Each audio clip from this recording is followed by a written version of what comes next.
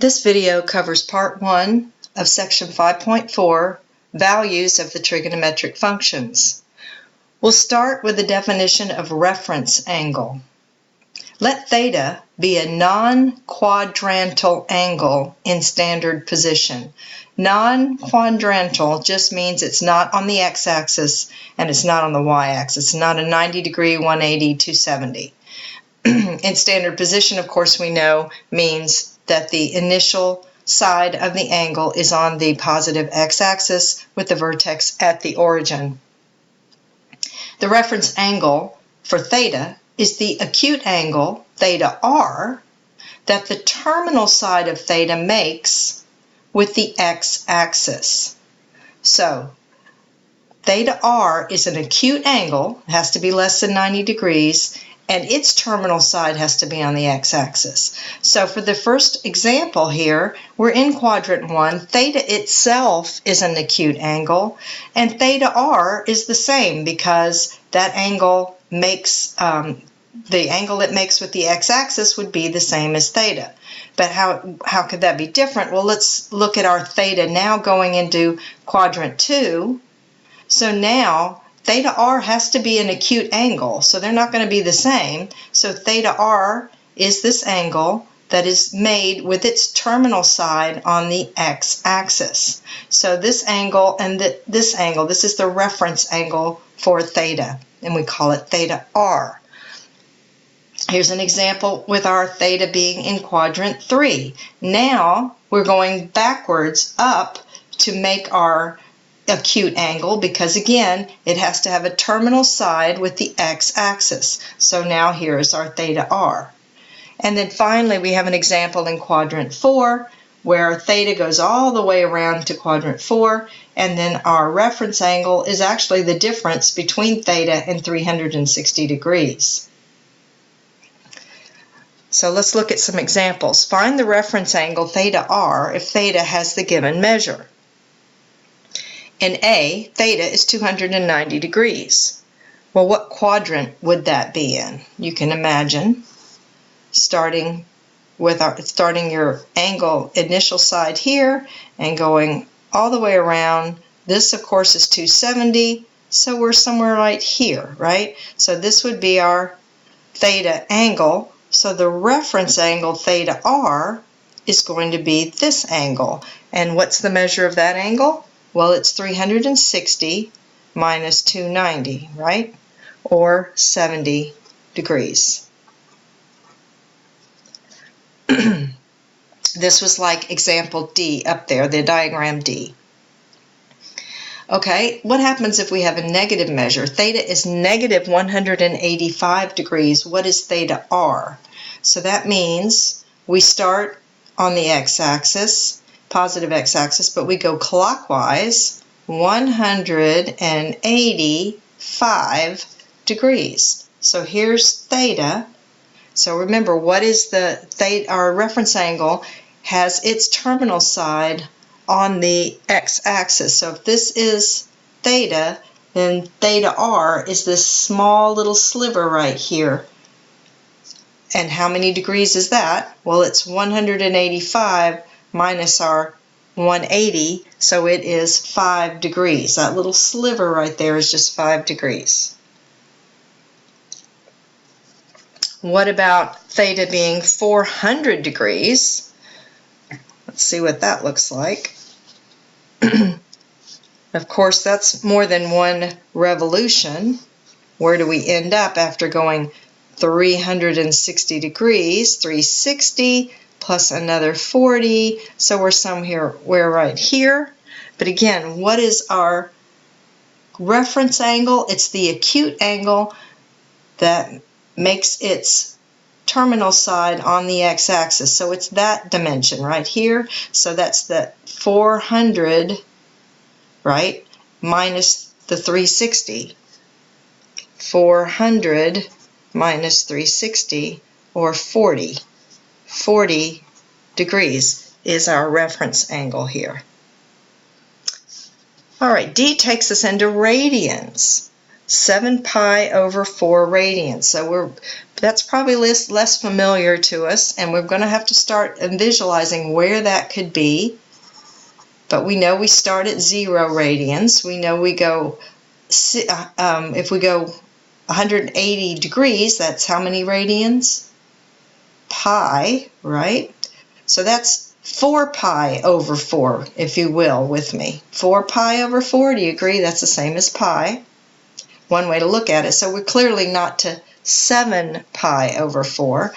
Here, we'd add another pi over 2, right?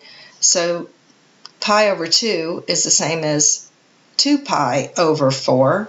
So we're here at 6 pi over 4, or as we know this to be 3 pi over 2 when we're at the 270 degrees, but I'm putting in a radians just, and with the denominator 4, just so we can see, well, we must be here at 7 pi over 4. In fact, 8 pi over 4, I haven't drawn this exactly right, but 8 pi over 4 is 2, and we'd be all the way to here, right? So we've gone all the way around, and really only leaving right here for our reference angle, theta r. What's left, as I just implied, it would be pi over 4, because we would take 2 pi all the way around, subtract out that 7 pi over 4. So 2 pi can be written as 8 pi over 4. Whoops, I can't, you're not seeing that. 8 pi over 4. And if we take away the 7 pi over 4 of our theta, that leaves behind this reference angle of pi over 4. So it helps to draw a little picture. Okay, we have another negative angle, negative 3 pi over 4. That means we start on the initial side here, the x-axis, and we go in this direction. So this is 3 pi over 2, or sorry, pi over 2, going, it'd be negative pi over 2, right? Negative going in this direction, pi over 2. So how much more, whoops, let's get this on the camera, negative pi over 2 here. So we have to go a little bit further, but not all the way to, this would be negative pi, or negative 4 pi over 4, but we're at negative 3 pi over 4. So we know about where we'd be here with our theta. So what's theta r? Well, it's the angle that's acute, less than 90, that has the terminal side on the x-axis. So it's this angle. Well, what's left here? Well, we can take our entire pi and subtract off that 3 pi over 4, and just, we don't have to worry about the negative signs. Just say we want to take pi and take out 3 pi over 4, and that will leave this little bit here. So pi minus 3 pi over 4, of course that's 4 pi over 4 minus 3 pi over 4, leaving just pi over 4. So we get pi over 4 again. An example F, another negative, and now this looks crazy, negative 23 pi over 6, because that's more than one revolution, isn't it? All right, so we start here, start going in the negative direction, 2 pi. How many? 23 over 6 pi. So that's 6 goes into negative 23, well, 3 times at least, because that would be 18. Almost 4 times. So that tells us we go around 3 times. 1, 2, 3. That would be negative 18 pi over 6. And then just a little bit more, right? To go, well, then we go forth almost all the way to 4 pi. So let's see, I did 1, 2, 3, that's 18, so almost negative 24, but not quite, so right there is where I'd stop. And what's left? Well, if I just had one more little pi over 6, right, you might already know that, 4, remember, so 4 times around, 4 times 2 pi would be 8 pi right? Which would be with a denominator of, let's see, am I doing that right? 3 times, yes, not quite 4 times around, right? So that would be 8 pi, but we can just take, we don't necessarily need that. What we need is to know what's left from that last little revolution. So if we just take our 2 pi and, well, what's the best way to show that? We know all the way around, let's say, is 24 pi over 6 would be 4 times around. 6 goes in there, 24. And we take away the 23 pi. I think this is the best way to show it. And we're left with pi over 6. Okay. That's our reference angle. We've got a couple more in our examples, and we'll be done with the first bit on reference angles.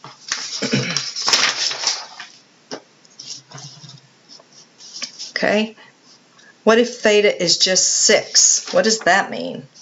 Well, remember 6 would be, it has no degrees on it, so it's not 6 degrees, it's 6 radians. But what quadrant is that in? Well, let's take a minute and figure out our radians in numbers, just estimated. So we know this is pi, right, over here going 180, but pi is what? Well, an estimate is 3.14 for pi. So we know 6 is going to be not all the way around, because that would be twice that, which is more than 6. So that means 6 would be somewhere about right here, right? Almost 2 pi. 2 pi would be 2 of these, 6.28, right? So now I want to figure out what this is in radians, and then I can change it to degrees. So if this is 6 and this is 2 pi, if I take 2 pi and subtract 6, so using your calculator to be more accurate, or you could use 6.28, that might work because that might be enough digits, minus 6, we get 0.28. So this is 0.28 in radians, but we need an answer in degrees, so all we have to do is change this to degrees, and we know how to do that. You multiply 0.28 radians times 180 degrees divided by 2 pi, and I got 16.2 degrees. Okay, now here's the same thing, only a negative, so that just means we're going clockwise. We're going to 4. Well, we already know going this way would be negative 3.14, right? Because that's pi. So we're going a little bit past that to here, right? There's our theta. So here's our reference angle, theta r, this angle. So we want to take pi and subtract 4 away from that, right? If we take this, or 4 minus pi, actually, 4 is the larger, sorry about that, 4 minus pi should give us this little extra bit that we went past 3.14. So 4 minus pi, I got 0.858, something like that, so, or 0.86, but let's get that in degrees. I used 0.858 to convert, times 180 over 2 pi, and I got 49.2 degrees. 49.2 degrees.